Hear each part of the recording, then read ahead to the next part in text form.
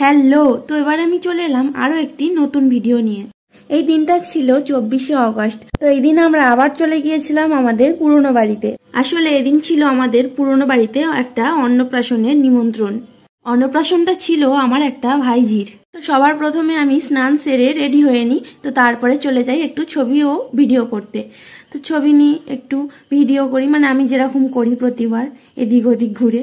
তারপর সবার রেডি হয়ে যাওয়ার পরে বেরিয়ে পড়লাম টোটো করে আমাদের পুরনো বাড়ি যাওয়ার উদ্দেশ্যে। আমাদের পুরনো বাড়ি কিন্তু আমাদের গ্রামের মধ্যেই, খুব বেশি দূর রাস্তা নয়, টোটো করে ওই 5 মিনিটের মতো লাগে যেতে। অন্নপ্রাশন বাড়িতে গিয়ে প্রথমেই আমার ওই ভাইজিটার একটু ভিডিও তুলে নিই। যদিও ভালোভাবে ভিডিও তুলতে পারিনি, কারণ ও তখন একদমই অশান্ত ছিল, কাঁদছিল। ও হলো আমার বড় দাদুর পুতনি।